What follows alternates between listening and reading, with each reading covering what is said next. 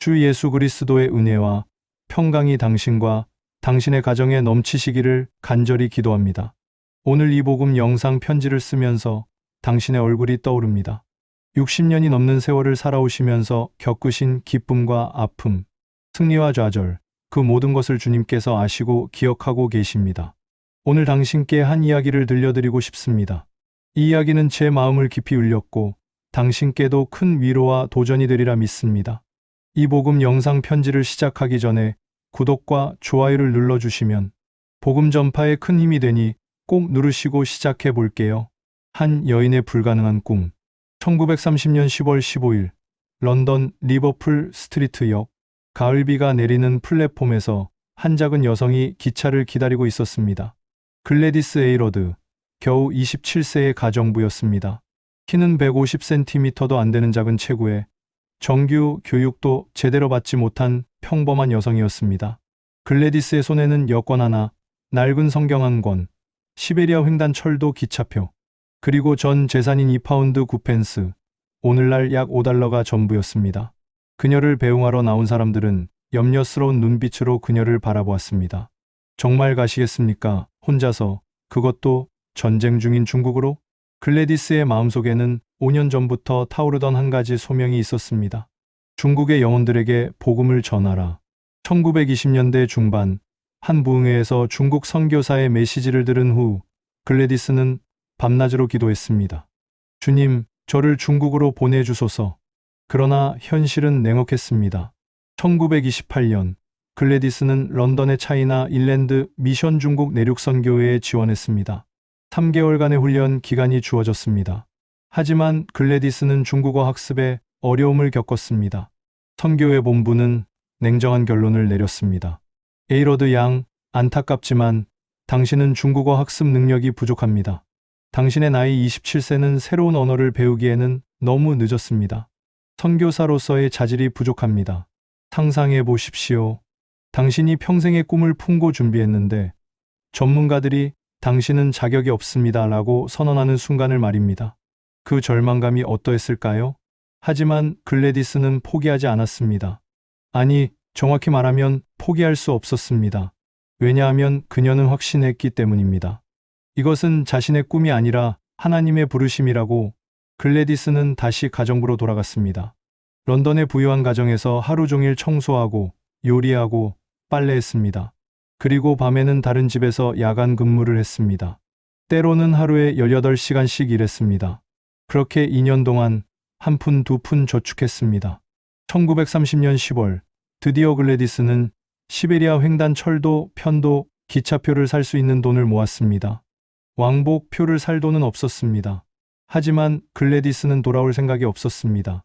여행사 직원이 경고했습니다. 부인, 지금 러시아와 중국은 전쟁 중입니다. 시베리아를 지나는 것은 자살 행위입니다. 게다가 당신은 여자이고 혼자이며 러시아어도 중국어도 못합니다. 이것은 미친 짓입니다. 글래디스는 조용히 그러나 확고하게 대답했습니다. 하나님이 나를 중국으로 부르셨습니다. 하나님이 길을 여실 것입니다. 하나님이 나의 방패이십니다. 당신은 글래디스의 그 믿음이 보이십니까? 27세의 무학의 가정부가 전 재산 $5를 들고 전쟁터로 떠나면서 하나님이 나의 방패라고 고백하는 그 담대함이 당신의 가슴을 울리지 않습니까? 죽음의 여정. 기차가 시베리아를 달렸습니다. 처음 며칠은 순조로웠습니다. 하지만 러시아 치타 지역에 도착했을 때 기차가 멈춰섰습니다. 역무원이 소리쳤습니다. 모두 내리십시오. 더 이상 갈 수 없습니다. 앞은 전쟁터입니다. 글래디스는 홀로 치타역에 남겨졌습니다. 영하 20도의 추위였습니다. 눈보라가 휘몰아쳤습니다. 글래디스는 러시아어를 한마디도 못했습니다. 주변에는 무장한 러시아 군인들 뿐이었습니다. 글래디스는 기도했습니다. 주님, 당신이 저를 여기까지 인도하셨습니다. 이제 어떻게 해야 합니까? 그리고 글래디스는 결정했습니다. 왔던 길로 돌아가기로. 하지만 기차는 없었습니다. 글래디스는 눈 덮인 철로를 따라 걷기 시작했습니다. 밤이 되었습니다. 추위는 뼛속까지 파고들었습니다. 늑대들의 울음소리가 들렸습니다. 글래디스는 걸으면서 찬송을 불렀습니다. 주는 나를 기르시는 목자여, 내게 부족함 없도다. 이틀을 걸었습니다. 글래디스의 발은 동상에 걸렸습니다. 음식은 떨어졌습니다. 세 번째 날 글래디스는 쓰러졌습니다. 주님, 이제 제가 당신 곁으로 가는 것입니까? 그때 한 러시아 군인이 글래디스를 발견했습니다. 군인은 글래디스를 기차역으로 데려갔습니다. 하지만 러시아 비밀경찰이 글래디스를 신문했습니다. 당신은 스파이인가? 왜 여기 있는가? 글래디스는 설명할 수 없었습니다.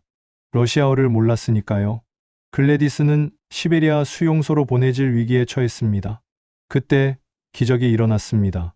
한 젊은 러시아 소녀가 영어를 할 줄 알았고 글래디스를 도와주었습니다. 그 소녀의 도움으로 글래디스는 블라디보스토크행 기차를 탈 수 있었습니다. 블라디보스토크에서 글래디스는 일본행 화물선을 탔습니다. 배는 폭풍을 만났습니다.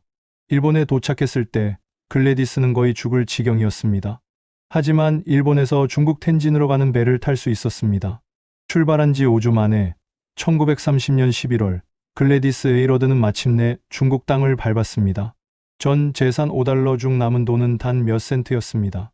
하지만 글래디스의 눈은 기쁨의 눈물로 빛났습니다. 주님, 감사합니다. 당신이 저를 여기까지 인도하셨습니다. 당신은 이 이야기를 들으면서 무엇을 느끼십니까?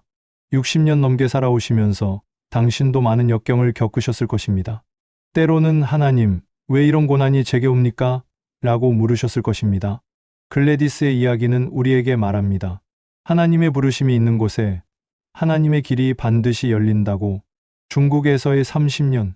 중국에 도착한 글래디스는 산시성 양청이라는 산골 마을에 도착했습니다.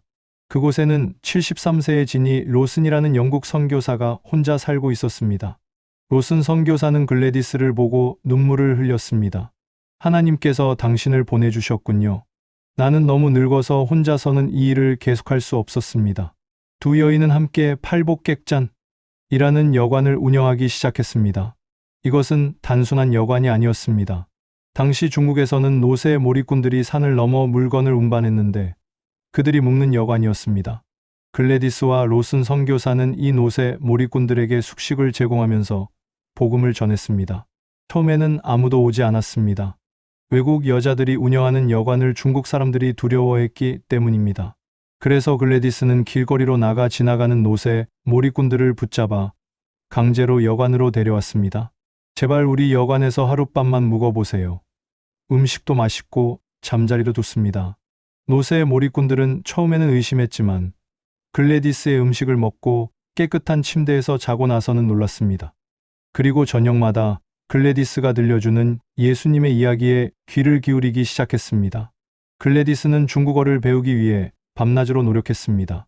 선교회에서는 당신은 중국어 학습 능력이 없다고 했지만 글래디스는 포기하지 않았습니다. 시장에 나가 물건을 사면서 아이들과 놀면서 노세 몰이꾼들과 이야기하면서 중국어를 배웠습니다.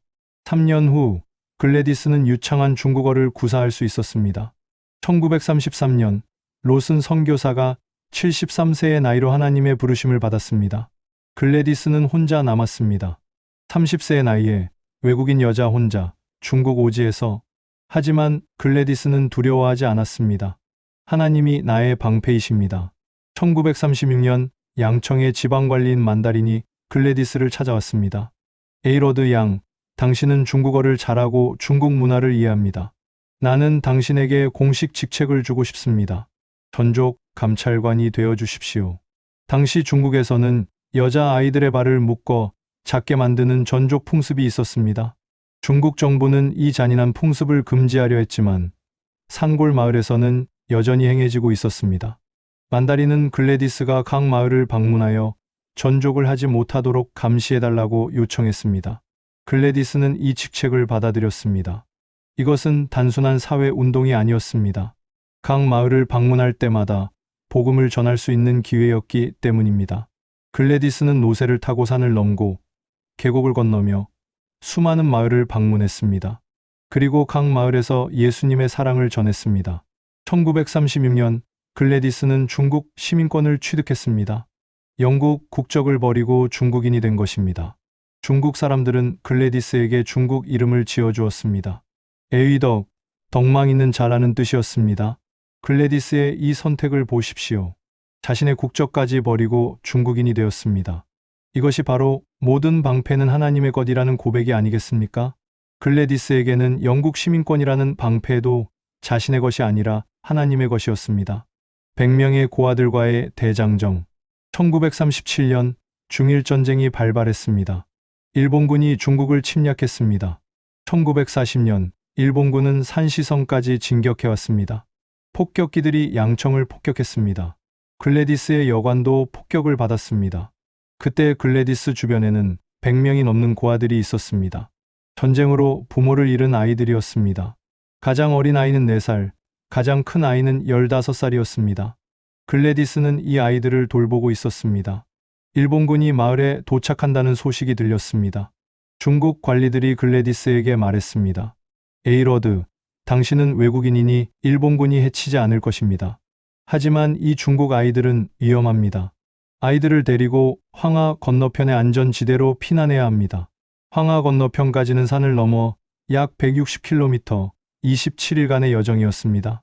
100명이 넘는 아이들을 데리고 4살짜리 아이들도 있는데 음식은 잠잘 곳은.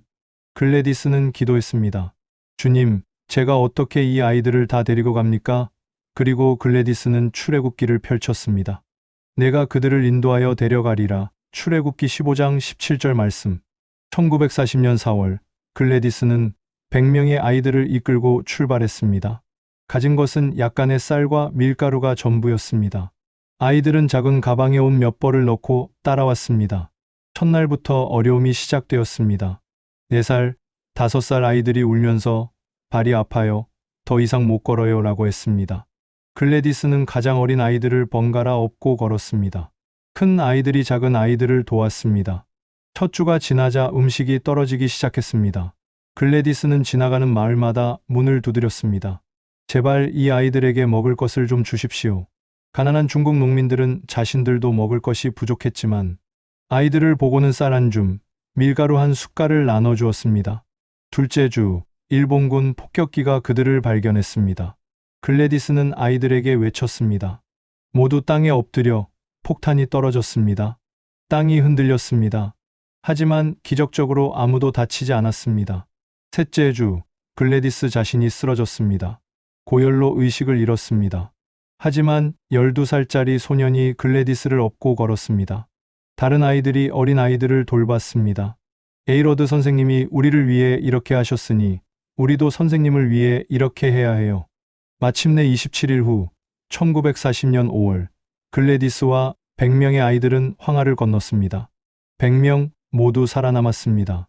단 한 명의 아이도 잃지 않았습니다. 안전지대에 도착했을 때 글래디스는 무릎을 꿇고 울면서 기도했습니다. 주님, 감사합니다. 당신이 우리를 인도하셨습니다. 당신이 우리의 방패셨습니다. 중국 정부는 글래디스의 이 헌신을 기억했습니다. 전쟁 후 중국 정부는 글래디스에게 최고의 명예훈장을 수여했습니다. 하지만 글래디스는 이렇게 말했습니다. 이것은 제가 한 것이 아닙니다. 하나님이 하신 것입니다. 당신은 이 이야기를 들으면서 당신의 인생을 돌아보십시오. 당신도 많은 산을 넘어오셨습니다. 때로는 너무 힘들어서 더 이상 못 가겠다고 생각하셨을 것입니다. 하지만 당신은 여기까지 왔습니다. 누가 당신을 인도하셨습니까? 누가 당신의 방패셨습니까? 하나님이십니다. 생애 마지막까지 글래디스는 전쟁이 끝난 후에도 중국에 남았습니다. 1949년 공산당이 중국을 장악했을 때 많은 선교사들이 중국을 떠났습니다. 하지만 글래디스는 떠나지 않았습니다. 하나님이 나를 중국으로 부르셨는데 하나님이 가라고 하시지 않으셨습니다. 1958년 마침내 공산당 정부가 글래디스를 추앙했습니다. 글래디스는 대만으로 갔습니다. 그리고 대만에서도 계속 고아들을 섬겼습니다. 1970년 1월 1일 글래디스 에이러드는 대만 타이베이에서 하나님의 부르심을 받았습니다. 향년 67세였습니다. 글래디스의 임종을 지켜본 한 목회자는 이렇게 증언했습니다. 에이러드 선생님은 마지막 순간까지 중국어로 찬송을 불렀습니다. 하나님은 나의 방패요, 나의 산성이시라. 그리고 평안히 눈을 감으셨습니다. 글래디스의 장례식에는 수백 명의 중국인들이 모였습니다. 그들 중 많은 이들이 글래디스가 구한 고아들이었고 그 고아들의 자녀들이었습니다. 한 노인이 눈물을 흘리며 말했습니다. 저는 60년 전 에이러드 선생님이 구해주신 100명의 아이들 중 한 명입니다. 만약 선생님이 없었다면 저는 70년 전에 죽었을 것입니다. 저의 자녀들도 손주들도 태어나지 못했을 것입니다. 글래디스 에이러드는 평생 이렇게 고백했습니다. 나는 선교 단체라는 방패를 의지하지 않았습니다. 은행 잔고라는 방패도 없었습니다. 영국 정부의 보호라는 방패도 없었습니다. 오직 하나님만이 나의 방패셨습니다. 그리고 그것으로 충분했습니다. 당신은 글래디스의 인생을 보면서 무엇을 느끼십니까? 한 평범한 여성이 아무것도 가진 것 없이 오직 하나님만 믿고 나아갔을 때 하나님은 그녀를 통해 수천 명의 생명을 구원하셨습니다. 이것이 바로 모든 방패는 하나님의 것이라는 진리가 아니겠습니까? 시편 47편 승리의 찬양. 이제 당신과 함께 시편 47편을 깊이 묵상하고 싶습니다. 이 시편은 글래디스가 고백한 그 진리를 3000년 전 다윗이 이미 노래했던 찬양입니다. 천천히 한 구절 한 구절 함께 읽어보시겠습니까? 첫째, 하나님은 온 세계의 큰 왕이십니다. 시편 기자는 폭발적인 찬양으로 시작합니다. 너희 만민들아, 손바닥을 치고 즐거운 소리로 하나님께 외칠지어다. 지존하신 여호와는 두려우시고 온 땅에 큰 왕이 되심이로다. 시편 47편 1절과 2절 말씀. 손바닥을 치고라는 표현을 보십시오. 이것은 얌전한 박수가 아닙니다. 온몸으로 기쁨을 표현하는 환호입니다. 마치 당신의 손자가 첫걸음마를 했을 때, 당신의 아들이나 딸이 대학에 합격했다는 소식을 들었을 때 그렇게 뛰면서 손뼉을 치듯 말입니다. 왜 이렇게 기뻐해야 합니까? 지존하신 여호와는 두려우시고 온 땅에 큰 왕이시기 때문입니다. 지존하신이라는 히브리어 에료는 단순히 높으신이 아니라 가장 높으신, 그 위에 아무것도 없는을 의미합니다. 이 세상의 모든 왕들, 모든 권세자들, 모든 힘 있는 자들 위에 계시는 분이 바로 우리 하나님이십니다. 두려우시고라는 단어, 노라는 경외심을 불러일으키는 장엄한이라는 뜻입니다. 이것은 공포가 아닙니다. 이것은 아버지를 깊이 존경하는 아들의 마음, 위대한 스승 앞에 선 제자의 마음입니다. 그리고 온 땅의 큰 왕이십니다. 온 땅이라는 표현을 주목하십시오. 이스라엘만의 왕이 아닙니다. 예루살렘만의 하나님이 아닙니다. 온 땅, 전 세계, 모든 나라, 모든 민족의 왕이십니다. 계속해서 3절과 4절을 보십시오. 여호와께서 만민을 우리에게, 나라들을 우리 발 아래에 복종하게 하시며 우리를 위하여 기업을 택하시나니 곧 사랑하신 야곱의 영화로다. 시편 47편 3절과 4절 말씀. 이 말씀은 무엇을 의미합니까? 하나님께서 역사의 주관자이심을 증거합니다. 인간이 역사를 만드는 것처럼 보이지만 실제로는 하나님께서 만드십니다. 나라들의 흥망성쇠도, 왕들의 등극과 몰락도, 전쟁의 승패도, 경제의 부침도, 모든 것이 하나님의 섭리 가운데 있습니다. 당신이 신문을 보실 때, 혹은 뉴스를 들으실 때 세상이 혼란스럽고 무질서해 보입니까? 정의는 사라지고 악이 승리하는 것처럼 보입니까? 하지만 시편 기자는 선포합니다. 아닙니다. 하나님께서 만민을 다스리십니다. 하나님께서 나라들을 복종하게 하십니다. 당신에게 역사 속에서 이 진리를 목격한 한 사람의 이야기를 들려드리겠습니다. 존 녹스, 기도로 나라를 변화시킨 사람. 1559년 5월 2일 존 녹스는 스코틀랜드로 돌아왔습니다. 녹스는 당시 45세였습니다. 10년간의 망명 생활을 마치고 고국으로 돌아온 것입니다. 하지만 그가 본 스코틀랜드는 절망적이었습니다. 가톨릭 여왕 메리가 개신교인들을 잔인하게 박해하고 있었습니다. 개신교인들은 비밀리에 모여 예배드려야 했습니다. 개신교 목사들은 체포되어 화형당했습니다. 프랑스 군대 1만 명이 스코틀랜드를 점령하고 있었습니다. 존 녹스의 친구들이 물었습니다.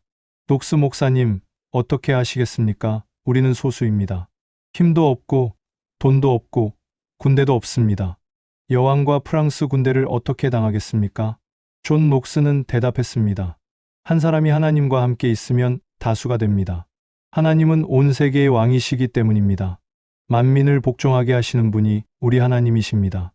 1559년 5월 11일 존 녹스는 에든버러의 세인트 자일스 대성당 강단에 섰습니다.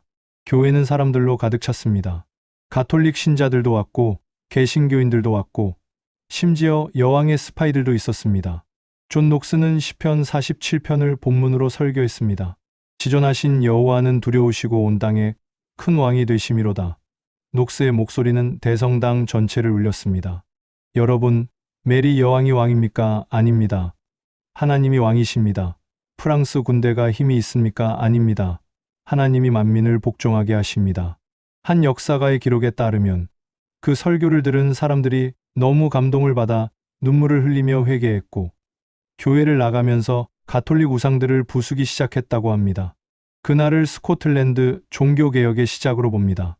하지만 진짜 비결은 존 녹스의 기도 생활이었습니다. 존 녹스는 매일 새벽 3시에 일어났습니다. 그리고 2시간 동안 무릎 꿇고 기도했습니다. 녹스의 집에서 하숙하던 한 젊은이의 증언에 따르면 매일 새벽 저는 녹스 목사님의 방에서 들려오는 신음소리를 들었습니다. 처음에는 녹스 목사님이 아프신 줄 알았습니다. 하지만 그것은 스코틀랜드를 위한 중보기도의 신음이었습니다.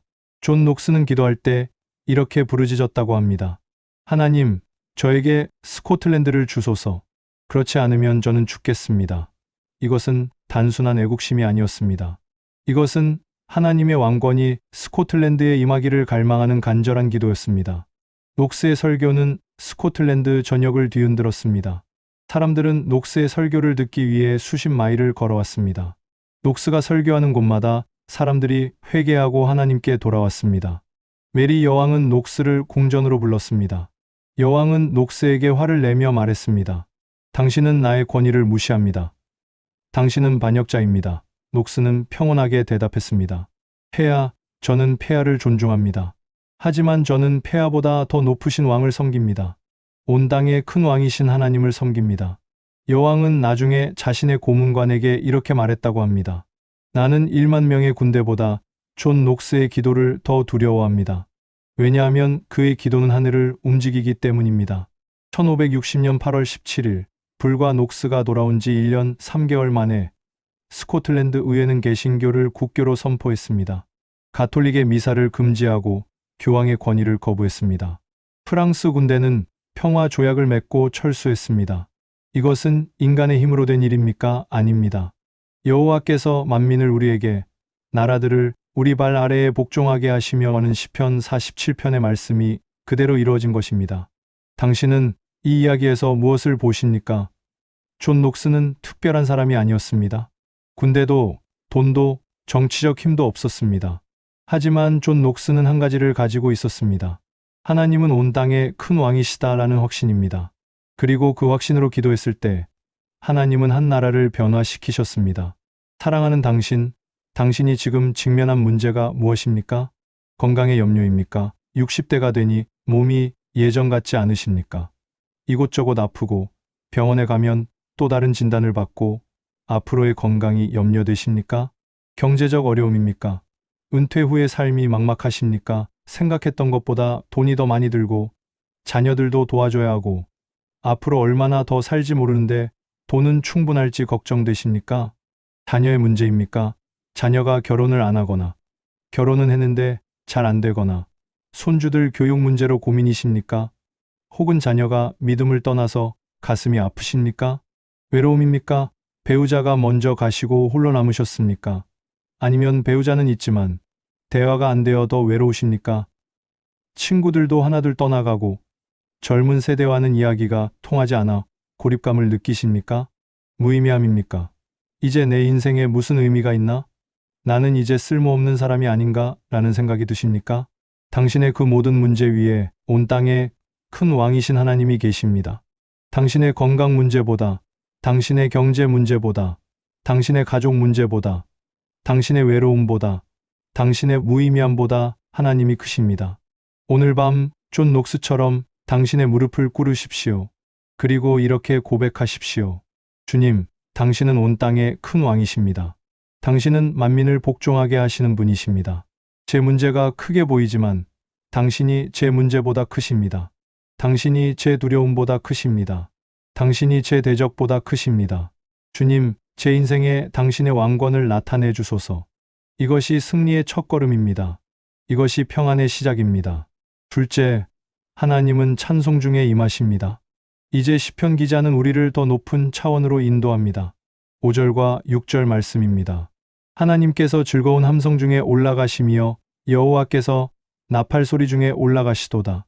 찬송하라 하나님을, 찬송하라 찬송하라, 우리 왕을 찬송하라. 시편 47편 5절과 6절 말씀. 올라가심이라는 표현을 주목하십시오. 이것은 언약궤가 예루살렘으로 올라가는 장면을 연상시킵니다.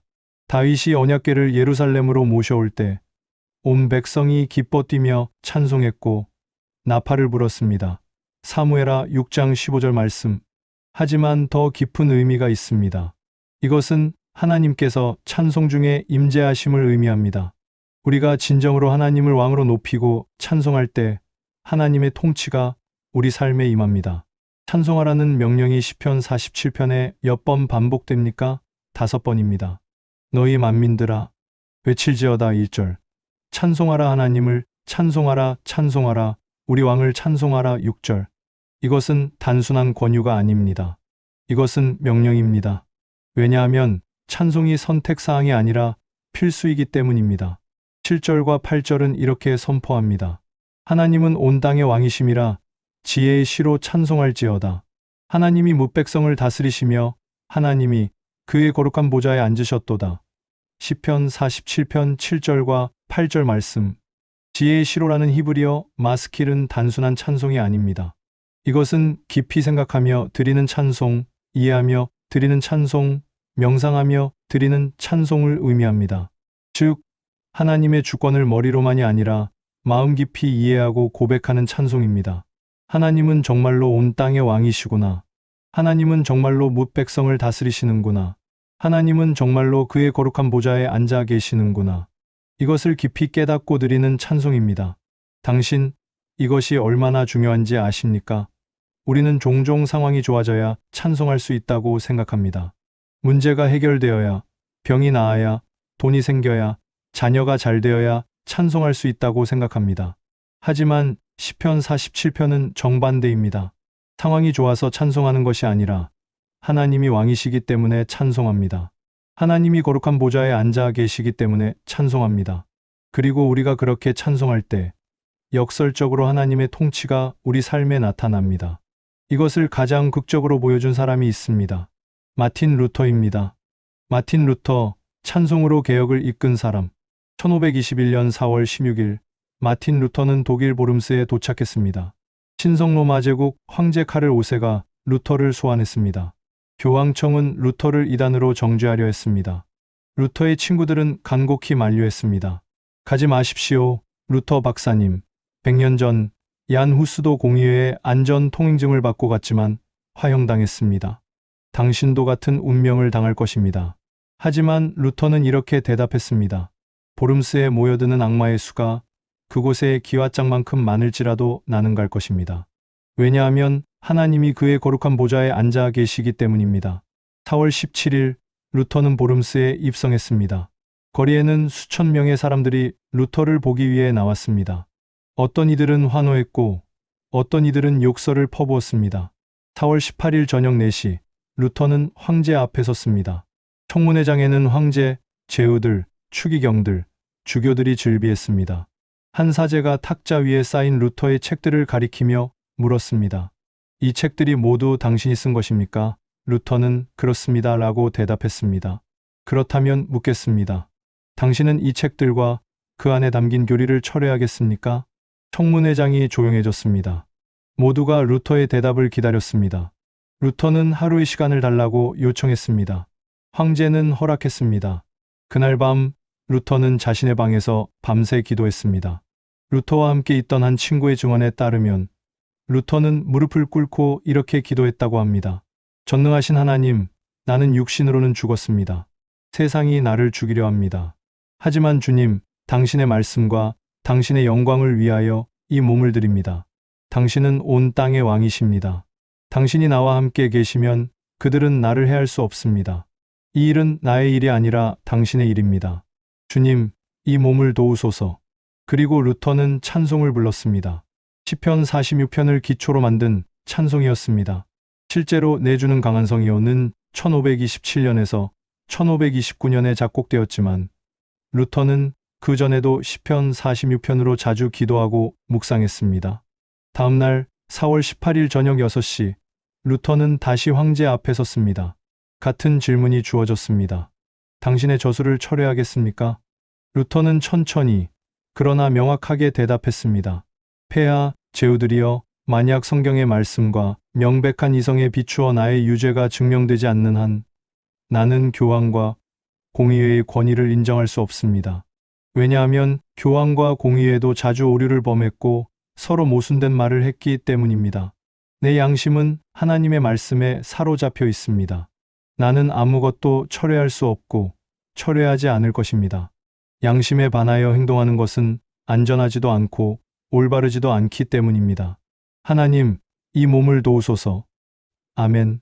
청문회장이 술렁였습니다. 황제는 분노했습니다. 가톨릭 제후들은 루터를 당장 체포하라고 소리쳤습니다. 하지만 루터를 지지하는 제후들도 있었기에 루터는 21일간의 안전 통행이 보장되었습니다. 루터가 보름스를 떠날 때 그를 지지하는 사람들이 모여 찬송을 불렀습니다. 그리고 그 찬송 소리는 도시 전체에 울려 퍼졌습니다. 5월 4일 루터가 고향으로 돌아가는 길에 루터를 지지하는 작센의 프리드리 선제후가 보낸 기사들이 루터를 납치했습니다. 이것은 사실 루터를 보호하기 위한 계획이었습니다. 루터는 바르트부르크 성에 숨어서 10개월을 보냈습니다. 그 10개월 동안 루터는 무엇을 했습니까? 신약 성경을 독일어로 번역했습니다. 11주 만에 완성했습니다. 그리고 찬송가를 만들었습니다. 루터는 시편 46편을 기초로 내주는 강한 성이요를 작곡했습니다. 이 찬송은 종교개혁의 군가가 되었습니다. 내주는 강한 성이요, 방패와 병기 되시니 큰 환난에서 우리를 구하여 내시리로다. 예 원수 마귀는 이때도 힘을 써 모략과 권세로 무기를 삼으니 천하에 누가 당하랴. 내 힘만 의지할 때는 패할 수밖에 없도다. 힘있는 장수 나와서 날 대신하여 싸우네. 이 장수 누구냐? 주 예수 그리스도. 만군의 주 하나님, 영원하신 하나님, 승리하셨으니 당할 자 누구랴. 이 찬송은 단순한 노래가 아니었습니다. 이것은 신앙 고백이었고 전투의 함성이었고 승리의 선언이었습니다. 독일의 도시마다 종교개혁이 일어날 때 사람들은 이 찬송을 함께 불렀습니다. 가톨릭 군대가 개신교 도시를 공격할 때 성벽 위에서 사람들이 이 찬송을 불렀습니다. 개신교인들이 순교당할 때 화형대에서 이 찬송을 불렀습니다. 영국의 역사가 토마스 칼라일은 이 찬송에 대해 이렇게 평가했습니다. 이 찬송은 알프스 산의 눈사태 치는 소리나 가까워오는 지진 소리와 같다. 이 찬송은 단순한 노래가 아니라 시대를 흔드는 하나님의 음성이다. 루터는 나중에 이렇게 고백했습니다. 찬송을 부르는 것은 계속해서 동맹들을 만들어냅니다. 사람들이 다 같이 하나님을 노래할 때 사람들은 하나였고 강력했습니다. 악마는 음악을 견디지 못합니다. 찬송은 악마를 쫓아냅니다. 당신은 루터의 고백을 어떻게 들으셨습니까? 찬송을 부르는 것은 계속해서 동맹들을 만들어냅니다. 무슨 뜻입니까? 우리가 찬송할 때 하늘의 군대가 우리와 함께 하게 됩니다. 우리가 찬송할 때 하나님의 능력이 우리를 덮습니다. 우리가 찬송할 때 우리는 혼자가 아닙니다. 당신은 지금 무엇을 위해 싸우고 있습니까? 질병과 싸우고 계십니까? 매일 약을 먹고 병원에 가고 통증을 견디며 싸우고 계십니까? 외로움과 싸우고 계십니까? 배우자를 잃고 자녀들은 바빠서 연락도 잘 안 되고 친구들도 하나둘 떠나가고 그 외로움과 싸우고 계십니까? 무의미함과 싸우고 계십니까? 내 인생이 이제 뭐가 남았나? 나는 쓸모없는 사람이 아닌가? 라는 생각과 싸우고 계십니까? 절망과 싸우고 계십니까? 자녀가 믿음을 떠났거나 손주가 아프거나 경제적으로 너무 힘들어서 하나님 왜 이렇게 힘듭니까? 라며 싸우고 계십니까? 혹시 지쳐서 포기하고 싶으십니까? 더 이상 못 싸우겠다. 그냥 이대로 살다가 죽으면 되지라고 생각하십니까? 당신은 오늘 밤 이 말씀을 듣고 계십니다. 하나님은 그의 거룩한 보좌에 앉으셨도다. 하나님은 온 땅의 왕이십니다. 당신의 질병보다, 당신의 외로움보다, 당신의 절망보다 하나님이 크십니다. 그렇다면 당신이 해야 할 일은 무엇입니까? 찬송하십시오. 무슨 말씀을 하십니까? 이렇게 힘든데 어떻게 찬송을 합니까? 아니, 루터를 보십시오. 루터는 황제 앞에서 죽음의 위협 앞에서 전 세계가 자기를 대적하는 상황에서 찬송했습니다. 상황이 좋아서 찬송한 것이 아닙니다. 하나님이 왕이시기 때문에 찬송한 것입니다. 오늘 밤 당신도 찬송하십시오. 상황이 바뀌어서가 아니라 하나님이 왕이시기 때문에 찬송하십시오. 문제가 해결되어서가 아니라 하나님이 거룩한 보좌에 앉아 계시기 때문에 찬송하십시오. 기분이 좋아서가 아니라 하나님이 온 땅을 다스리시기 때문에 찬송하십시오. 당신의 찬송 중에 하나님의 통치가 임할 것입니다. 당신의 가정에, 당신의 건강에, 당신의 자녀들에게, 당신의 손주들에게, 당신의 경제에 하나님의 왕권이 나타날 것입니다. 내주는 강한 성이요 방패와 병기 되시니 이 찬송을 지금 당신의 입술로 불러보십시오. 크게, 담대히, 믿음으로. 셋째, 모든 방패는 하나님의 것입니다. 이제 우리는 이 시편의 절정 부분, 가장 핵심적인 메시지에 도달했습니다. 9절 말씀입니다. 문나라의 고관들이 모이며 아브라함의 하나님의 백성이 되도다. 세상의 모든 방패는 하나님의 것이며 그는 높임을 받으시리로다. 시편 47편 9절 말씀. 이 구절을 천천히 다시 읽어보십시오. 세상의 모든 방패는 하나님의 것이며 모든 방패라는 표현은 히브리어로 마게네레츠입니다. 직역하면 땅의 방패들입니다. 고대 근동에서 방패는 단순한 무기가 아니었습니다. 그것은 권력의 상징이었습니다. 왕들은 자신의 방패에 자신의 문장을 새겼습니다. 장군들은 전쟁터에서 방패를 높이 들어 자신의 권위를 과시했습니다. 방패는 보호, 권력, 안전, 힘을 상징했습니다. 따라서 세상의 모든 방패는 하나님의 것이라는 말은 무엇을 의미합니까? 세상의 모든 권세, 모든 힘, 모든 통치자들, 모든 안전장치, 모든 보호수단이 하나님의 것이라는 뜻입니다. 우리는 종종 착각합니다. 우리의 안전이 우리의 재산에 달렸다고, 우리의 건강에 달렸다고, 우리의 지위에 달렸다고, 우리의 자녀들에게 달렸다고, 우리의 인맥에 달렸다고, 우리의 능력에 달렸다고 생각합니다. 하지만 성경은 선포합니다. 아닙니다. 모든 방패는 하나님의 것입니다. 당신의 재산, 하나님의 것입니다. 당신의 건강, 하나님의 것입니다. 당신의 자녀, 하나님의 것입니다. 당신의 명예, 하나님의 것입니다. 당신이 쌓은 모든 것, 하나님의 것입니다. 이것을 깨달을 때 두 가지 일이 일어납니다. 첫째, 우리는 자유로워집니다. 왜냐하면 우리가 그것들을 지켜야 할 책임으로부터 해방되기 때문입니다.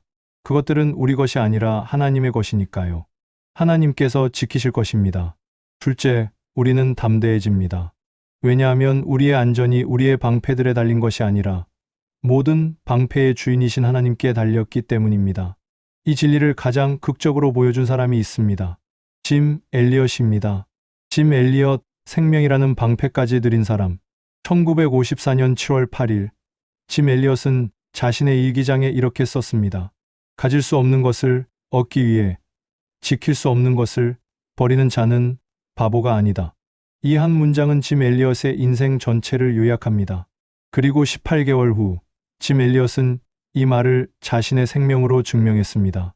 짐 엘리엇은 1927년 미국 오레곤 주 포틀랜드에서 태어났습니다. 건강하고 똑똑하고 운동도 잘하는 젊은이였습니다. 휘튼 대학을 우등으로 졸업했습니다. 앞날이 창창했습니다. 좋은 직장, 안정된 삶, 행복한 가정을 가질 수 있었습니다. 하지만 짐 엘리엇은 다른 길을 선택했습니다. 대학 시절 에콰도르 정글의 아우카 족에 대해 들었습니다. 아우카 족은 외부인을 만나면 무조건 죽이는 것으로 악명 높은 부족이었습니다. 아무도 복음을 전하려 하지 않았습니다. 너무 위험했기 때문입니다. 짐 엘리엇은 일기장에 썼습니다. 하나님께서 나를 아우카 족에게 보내신다면 나는 갈 것이다. 그들도 그리스도의 사랑을 알아야 한다. 1952년 짐 엘리엇은 에콰도르로 떠났습니다.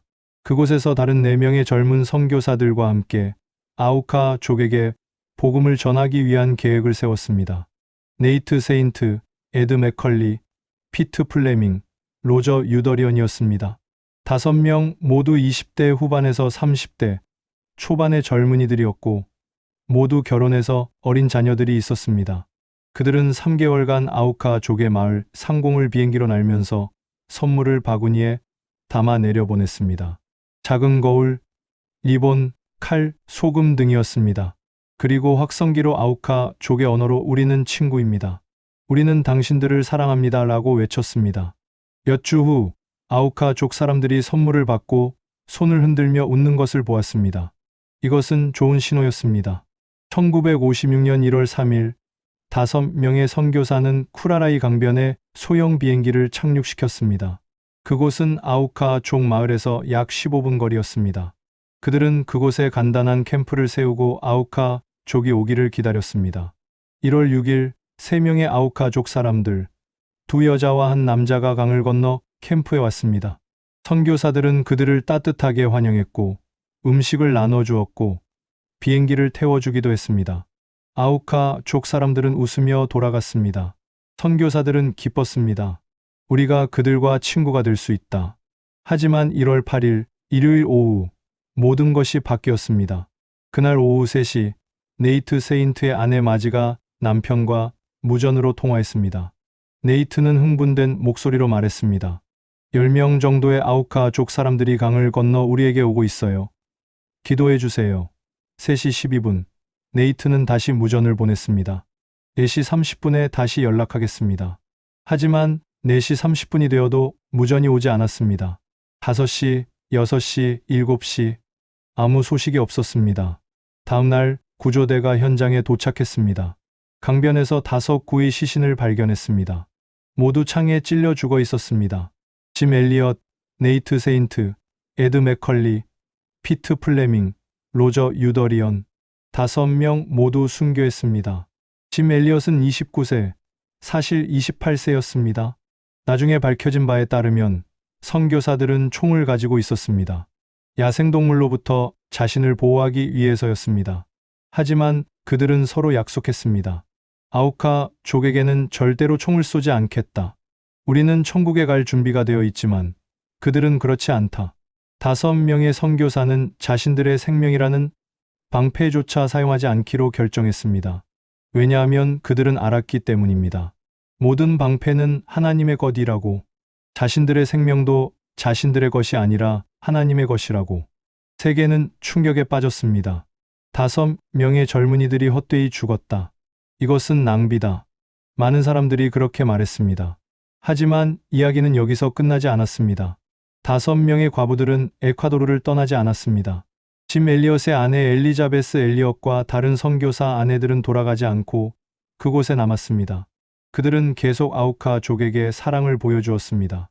엘리자베스 엘리엇은 남편이 순교한 후에도 에콰도르에 남아서 아우카 족에게 계속 선물을 보냈습니다. 엘리자베스는 아우카 족의 언어를 배우기 시작했습니다.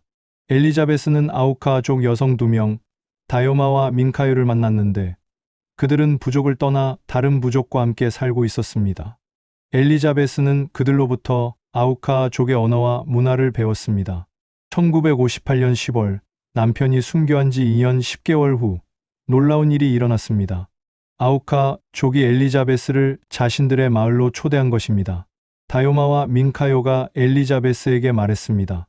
우리 부족이 당신을 환영하고 싶어 합니다. 와서 우리와 함께 살아주세요.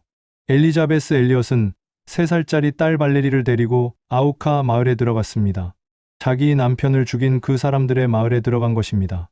엘리자베스를 맞이한 사람 중에는 바로 자기 남편을 죽인 그 족장도 있었습니다. 엘리자베스는 2년 동안 아우카 마을에서 살았습니다. 엘리자베스는 아우카 족의 언어를 배우고 그들과 함께 먹고 함께 자고 그들의 문화를 이해했습니다. 그리고 천천히 조심스럽게 예수님의 사랑을 전했습니다. 놀라운 일이 일어나기 시작했습니다. 자기 남편을 죽인 그 족장이 예수님을 영접했습니다. 그 족장의 이름은 민카니였습니다. 민카니는 세례를 받았습니다. 그리고 민카니는 다른 아우카 족 사람들에게 복음을 전하기 시작했습니다. 하나둘씩 아우카 족 사람들이 예수님을 영접했습니다. 1960년대 초반까지 아우카 족의 대부분이 기독교인이 되었습니다. 그들은 더 이상 외부인을 죽이지 않았습니다. 그들은 평화로운 부족이 되었습니다. 1996년 짐 엘리엇이 순교한 지 40년 후 놀라운 모임이 있었습니다. 5명의 순교자 자녀들과 아우카 족 사람들이 함께 모였습니다. 그 자리에는 민카니도 있었습니다. 짐 엘리엇의 순교 당시 2살이었던 네이트 세인트의 아들인 스티브 세인트는 민카니를 포옹하며 말했습니다. 당신은 우리 아버지를 죽였지만 이제 당신은 나의 형제입니다.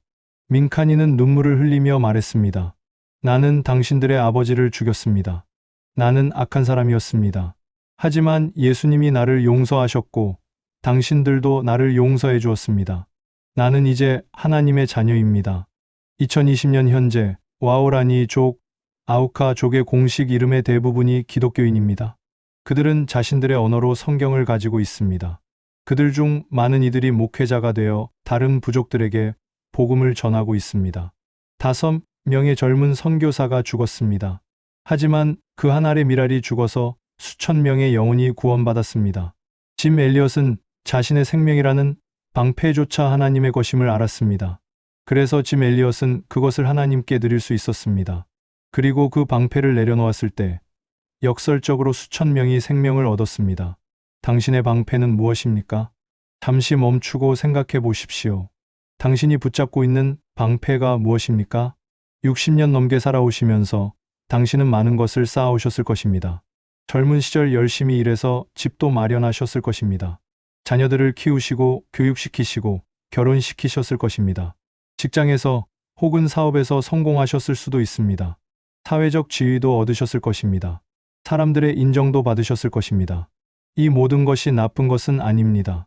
오히려 하나님께서 당신에게 주신 축복입니다. 문제는 우리가 이것들을 나의 방패로 삼을 때입니다. 이것들이 나의 안전, 나의 정체성, 나의 의미가 될 때입니다. 당신에게 물어보겠습니다.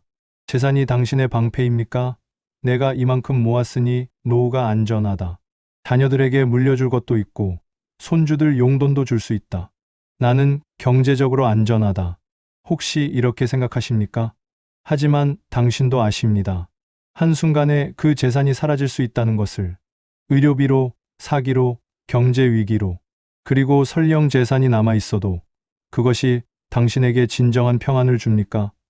돈이 많아도 외롭고 불안하고 두려운 사람들을 당신은 많이 보셨을 것입니다. 건강이 당신의 방패입니까? 나는 아직 건강하다. 친구들보다 더 건강하다. 그러니 나는 앞으로도 괜찮을 것이다. 혹시 이렇게 생각하십니까? 하지만 60대가 되면 당신도 느끼십니다. 몸이 예전 같지 않다는 것을. 계단을 오르면 숨이 차고 밤에 잠을 설치고 이곳저곳 아프기 시작합니다. 그리고 무엇보다 주변의 친구들이 하나둘 병원에 가고 어떤 이는 떠나가는 것을 보십니다. 건강이 영원한 방패가 아니라는 것을 당신은 이제 압니다. 자녀가 당신의 방패입니까? 내 자녀들이 성공했다. 좋은 직장에 다니고 좋은 배우자를 만났고 손주들도 잘 크고 있다. 내 자녀들이 나를 돌봐줄 것이다. 혹시 이렇게 생각하십니까? 하지만 당신도 아십니다. 자녀들도 자신의 삶이 바쁘다는 것을. 자녀들도 자신의 가정이 있고 자신의 문제가 있고 자신의 직장이 있습니다. 자녀들이 당신을 사랑하지만 자녀들이 당신의 모든 외로움을 채워줄 수는 없습니다. 자녀들이 당신의 모든 필요를 채워줄 수는 없습니다. 그리고 때로는 자녀가 오히려 가장 큰 아픔의 원인이 되기도 합니다. 자녀가 믿음을 떠났거나 결혼에 실패했거나 경제적으로 어려워서 당신이 계속 도와줘야 하거나 그럴 때 당신은 깨닫습니다. 자녀도 완전한 방패가 아니라는 것을. 영예가 당신의 방패입니까? 나는 평생 성실하게 살았다. 사람들이 나를 존경한다. 교회에서도 인정받고 사회에서도 인정받는다. 나는 떳떳하다. 혹시 이렇게 생각하십니까? 하지만 당신도 경험하셨을 것입니다. 사람들의 인정이 얼마나 덧없는지. 어제까지 칭찬하던 사람들이 오늘은 비난하기도 합니다. 한 번의 실수로 평생 쌓은 명예가 무너지기도 합니다. 그리고 무엇보다 사람들의 인정이 당신의 마음 깊은 곳을 채워주지 못합니다. 심지어 신앙생활이 당신의 방패가 되어 있지는 않습니까? 나는 평생 교회에 다녔다. 11조도 빠뜨리지 않았다. 새벽 기도도 다녔다. 봉사도 많이 했다. 그러니 하나님께서 나를 축복하실 것이다. 나는 안전하다. 혹시 이렇게 생각하십니까? 하지만 당신도 아십니다. 신앙생활 자체가 방패가 아니라는 것을. 우리가 하나님을 섬기는 것은 하나님께서 우리의 방패이시기 때문이지 우리의 신앙 활동이 우리의 방패가 되기 때문이 아닙니다. 시편 47편은 오늘 우리에게 이렇게 선포합니다. 세상의 모든 방패는 하나님의 것이며 당신의 재산 하나님의 것입니다. 당신의 건강 하나님의 것입니다. 당신의 자녀 하나님의 것입니다. 당신의 명예 하나님의 것입니다. 당신의 신앙생활조차 하나님의 것입니다. 이것을 깨달을 때 두 가지 놀라운 일이 일어납니다. 첫째, 우리는 자유로워집니다. 당신이 그것들을 지켜야 할 책임으로부터 해방됩니다. 재산을 잃을까 봐 전전긍긍하지 않아도 됩니다. 그것은 원래 하나님의 것이니까요. 하나님께서 주셨고 하나님께서 지키시고 하나님께서 필요하시면 가져가실 수도 있습니다. 그리고 하나님께서 가져가신다면 그것은 더 좋은 것을 주시기 위함입니다. 건강을 잃을까 봐 두려워하지 않아도 됩니다. 당신의 몸도 하나님의 것입니다. 하나님께서 당신의 몸을 지으셨고 60년 넘게 지켜오셨고 앞으로도 필요한 만큼 지켜주실 것입니다. 그리고 언젠가 이 땅의 몸이 쇠약해지면 하나님께서는 영원한 몸을 주실 것입니다. 자녀들이 당신의 기대대로 살지 않아도 괜찮습니다. 자녀들도 하나님의 것입니다.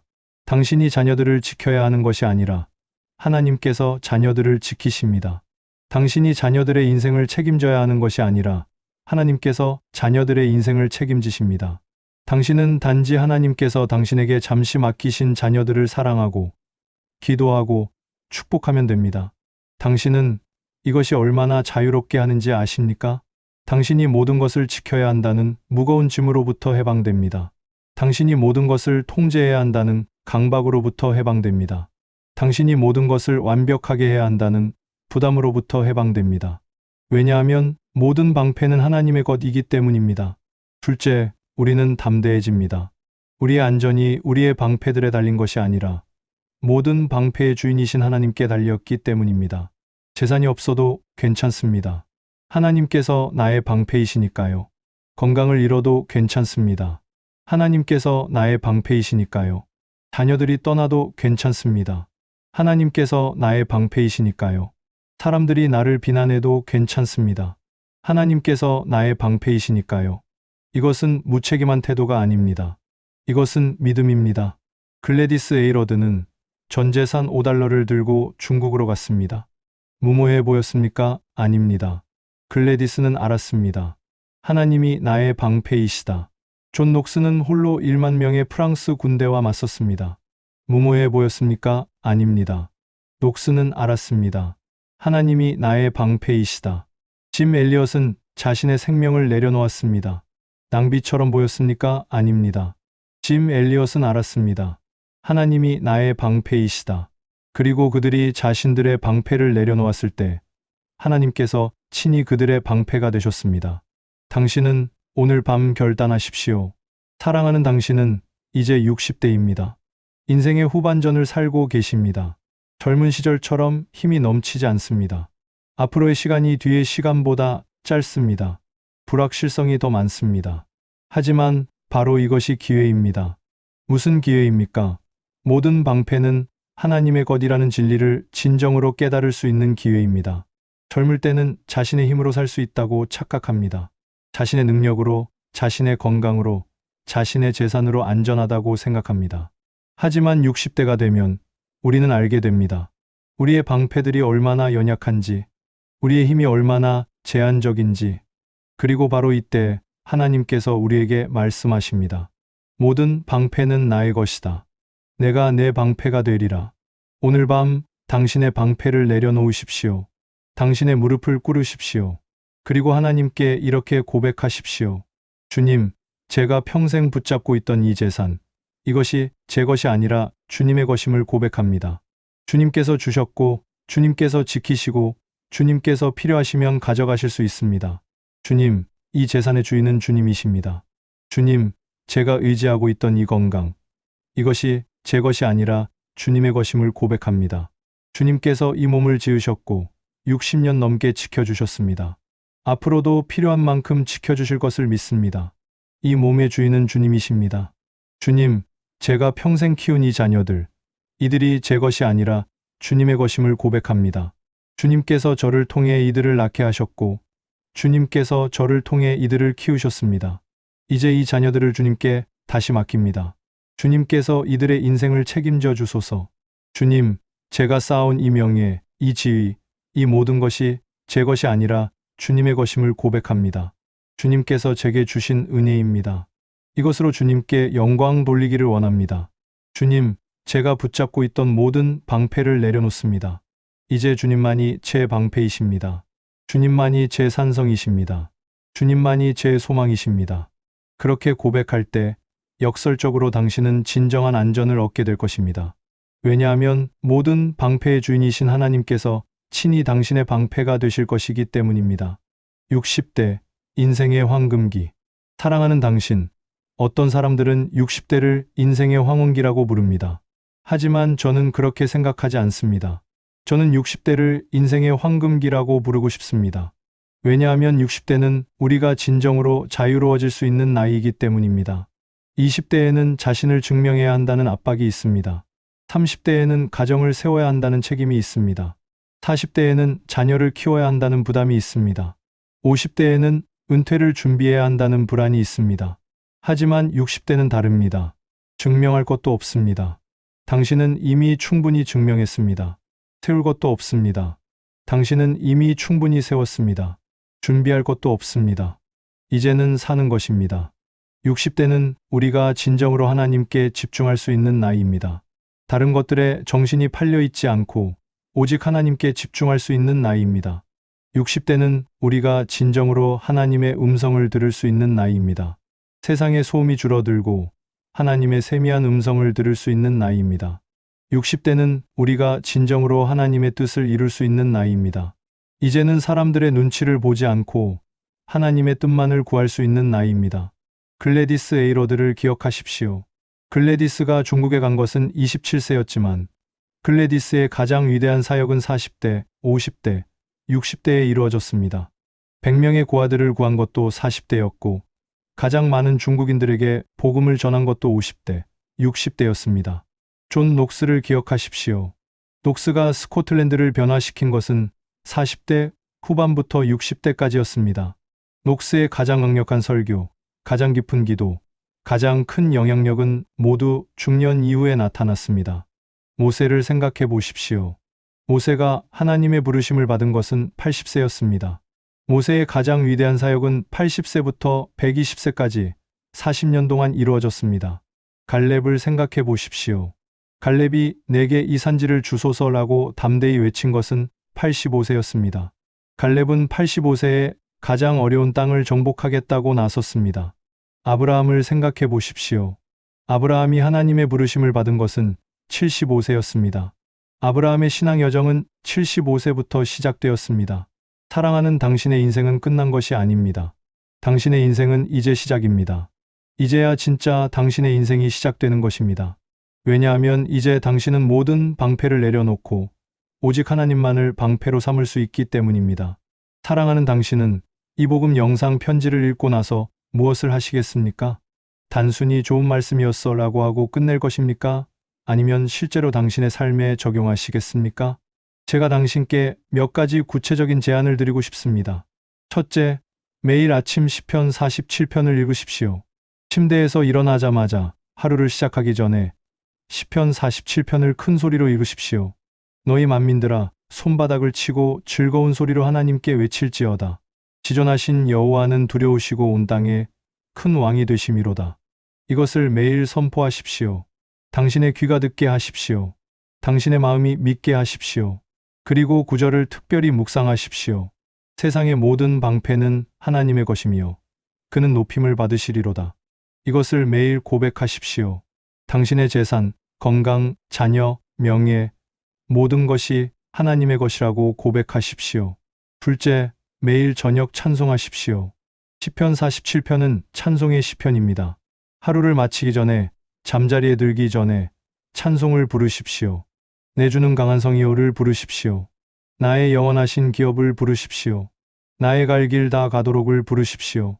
주께 가까이를 부르십시오. 목소리가 좋지 않아도 괜찮습니다. 음정이 맞지 않아도 괜찮습니다. 하나님은 당신의 찬송을 기뻐하십니다. 그리고 찬송을 부를 때 당신의 상황이 아니라 하나님을 보십시오. 당신의 문제가 아니라 하나님의 주권을 선포하십시오. 셋째, 매주 한 번, 당신의 방패들을 점검하십시오. 일주일에 한 번 조용한 시간을 가지십시오. 그리고 스스로에게 물으십시오. 이번 주에 나는 무엇을 의지했는가? 이번 주에 나는 무엇을 붙잡고 있었는가? 이번 주에 무엇이 나의 방패가 되어 있었는가? 그리고 그것이 재산이든 건강이든 자녀든 명예든 다시 하나님께 드리십시오. 주님, 이것이 제 것이 아니라 주님의 것입니다. 다시 주님께 맡깁니다. 넷째, 한 달에 한 번 누군가에게 이 진리를 나누십시오. 당신이 이 복음 영상 편지를 통해 받은 은혜를, 당신이 시편 47편을 통해 깨달은 진리를 다른 사람에게 나누십시오. 당신의 배우자에게, 당신의 자녀에게, 당신의 친구에게, 당신의 교회 성도에게. 모든 방패는 하나님의 것이다. 하나님만이 우리의 진정한 방패이시다. 이 진리를 나눌 때 그것은 당신의 믿음을 더욱 강하게 할 것입니다. 다섯째, 1년에 한 번 큰 결단을 하십시오. 1년에 한 번 당신이 붙잡고 있던 큰 방패 하나를 내려놓는 결단을 하십시오. 예를 들어 당신이 평생 저축한 돈 중 일부를 선교나 구제해 드리는 것입니다. 이것이 내 노후 자금인데 라는 생각이 들 수도 있습니다. 하지만 그것을 드릴 때 당신은 고백하는 것입니다. 내 안전은 내 재산에 있지 않고 하나님께 있습니다. 예를 들어 당신이 평생 지켜온 명예나 체면을 내려놓고 섬기는 자리로 가는 것입니다. 교회에서 청소를 하거나 설거지를 하거나 주차 안내를 하는 것입니다. 나는 원래 높은 자리에 있었는데 라는 생각이 들 수도 있습니다. 하지만 그렇게 섬길 때 당신은 고백하는 것입니다. 내 정체성은 내 지위에 있지 않고 하나님께 있습니다. 예를 들어 당신이 평생 통제하려 했던 자녀들을 진정으로 하나님께 맡기는 것입니다. 자녀들의 선택을 존중하고 자녀들의 인생을 하나님께 맡기는 것입니다. 내가 도와줘야 하는데 라는 생각이 들 수도 있습니다. 하지만 그렇게 맡길 때 당신은 고백하는 것입니다. 내 자녀는 내 것이 아니라 하나님의 것입니다. 이렇게 큰 결단을 할 때마다 당신은 더욱 자유로워질 것입니다. 그리고 당신은 경험할 것입니다. 하나님께서 친히 당신의 방패가 되심을. 마지막 권면, 사랑하는 당신께. 이 복음 영상 편지가 너무 길어졌습니다. 하지만 제가 당신께 꼭 전하고 싶었던 것이 있었기에 이렇게 길게 쓰게 되었습니다. 당신은 60년 넘게 살아오셨습니다. 많은 것을 경험하셨고 많은 것을 배우셨습니다. 하지만 인생의 가장 중요한 진리는 이것입니다. 세상의 모든 방패는 하나님의 것이며 그는 높임을 받으시리로다. 당신이 평생 붙잡고 있던 것들을 내려놓으십시오. 그것들은 당신의 것이 아닙니다. 하나님의 것입니다. 그리고 하나님만을 당신의 방패로 삼으십시오. 하나님은 온 땅의 큰 왕이십니다. 당신의 문제보다, 당신의 두려움보다, 당신의 미래보다 하나님이 크십니다. 하나님은 찬송 중에 임하십니다. 당신이 믿음으로 찬송할 때 하나님의 통치가 당신의 삶에 나타날 것입니다. 하나님은 모든 방패의 주인이십니다. 당신의 모든 것을 하나님께 드릴 때 하나님께서 친히 당신의 방패가 되실 것입니다. 당신의 인생은 아직 끝나지 않았습니다. 오히려 이제 시작입니다. 60대, 70대, 80대, 90대. 당신께 아직 많은 시간이 남아 있습니다. 그리고 그 시간은 당신 인생의 가장 아름다운 시간이 될 수 있습니다. 왜냐하면 이제 당신은 모든 방패를 내려놓고 오직 하나님만을 의지하며 살 수 있기 때문입니다. 글래디스 에이러드처럼, 존 녹스처럼, 짐 엘리어처럼 당신도 이렇게 고백하며 사십시오. 하나님만이 나의 방패이십니다. 그리고 당신의 남은 인생이 하나님의 영광을 드러내는 삶이 되기를 기도합니다. 당신을 위한 기도. 사랑하는 하나님 아버지, 온 땅의 큰 왕이시며 그의 거룩한 보좌에 앉으신 주님, 오늘 이 편지를 읽으며 주님 앞에 엎드립니다. 주님, 나의 모든 문제, 모든 두려움, 모든 염려가 주님의 발 아래 있음을 고백합니다. 내가 의지하던 모든 방패, 내가 붙잡고 있던 모든 것이 사실은 주님의 것임을 인정합니다. 주님, 이 시간 나의 마음을 찾아주시고 나의 방패를 내려놓게 하옵소서. 주님만이 나의 방패요, 나의 산성이심을 믿습니다. 내가 평생 쌓아온 재산, 그것이 주님의 것임을 고백합니다. 주님께서 주셨고 주님께서 지키시고 주님께서 필요하신 대로 사용하시옵소서. 나의 건강, 그것도 주님의 것임을 고백합니다. 주님께서 이 몸을 지으셨고 60년 넘게 지켜주셨습니다. 남은 생애도 주님의 손에 맡깁니다. 주님께서 필요한 만큼 강건케 하시고 주님의 때가 되면 영광스러운 몸으로 변화시켜 주시옵소서. 나의 자녀들과 손주들, 그들도 주님의 것임을 고백합니다. 주님께서 나를 통해 그들을 낳게 하셨고 키우게 하셨습니다. 이제 그들을 온전히 주님께 맡깁니다. 주님께서 그들의 인생을 인도하시고 그들을 축복하시고 그들을 주님의 자녀로 삼아 주시옵소서. 내가 평생 쌓아온 명예와 지위, 그것도 주님의 것임을 고백합니다. 주님께서 주신 은혜입니다. 이제 그것으로 주님께 영광 돌리기를 원합니다. 필요하다면 그것도 내려놓을 수 있게 하옵소서. 찬송 중에 임하시는 주님, 나의 입술에 찬송을 주시고 나의 가정과 자녀들과 손주들에게 주님의 통치가 임하게 하옵소서. 내가 살아온 60년이 헛되지 않았음을 보여주옵소서. 오히려 그 60년이 모두 준비의 시간이었음을, 이제부터 시작될 진짜 인생을 위한 훈련의 시간이었음을 깨닫게 하옵소서. 나의 남은 인생이 주님만을 의지하는 삶이 되게 하옵소서. 아침에 눈을 뜰 때마다 주님이 나의 방패이시다라고 고백하게 하옵소서. 밤에 잠들 때마다 주님이 나를 지키신다라고 고백하게 하옵소서. 내가 외로울 때 주님께서 함께 하심을 느끼게 하옵소서. 내가 아플 때 주님께서 치료자이심을 경험하게 하옵소서. 내가 두려울 때 주님께서 방패이심을 확신하게 하옵소서. 내가 무의미함을 느낄 때 주님께서 나를 귀하게 여기심을 알게 하옵소서. 주님, 나의 남은 인생이 주님의 영광을 드러내는 삶이 되게 하옵소서. 나를 통해 많은 사람들이 모든 방패는 하나님의 것이라는 진리를 깨닫게 하옵소서. 글래디스 에이러드처럼, 존 녹스처럼, 짐 엘리엇처럼 나도 담대히 고백하게 하옵소서. 하나님만이 나의 방패이십니다. 오늘 밤 내가 주님의 주권을 고백하고 주님께 모든 것을 맡기는 믿음의 결단을 하게 하옵소서. 주님, 높임을 받으시옵소서. 예수 그리스도의 이름으로 기도드립니다. 아멘. 복음 영상 편지를 마치며 사랑하는 당신께 이 편지를 다 읽으셨습니까? 긴 편지를 끝까지 읽어주셔서 감사합니다. 이제 이 편지를 덮고 조용히 묵상하는 시간을 가지십시오. 그리고 주님께 기도하십시오. 주님, 저의 방패는 무엇입니까? 제가 무엇을 붙잡고 있습니까? 제가 무엇을 의지하고 있습니까? 주님께서 당신의 마음에 말씀하실 것입니다. 그리고 그것을 무엇이든지 주님께 드리십시오. 그렇게 할 때 당신은 경험할 것입니다. 진정한 자유를, 진정한 평안을, 진정한 기쁨을. 왜냐하면 세상의 모든 방패는 하나님의 것이기 때문입니다.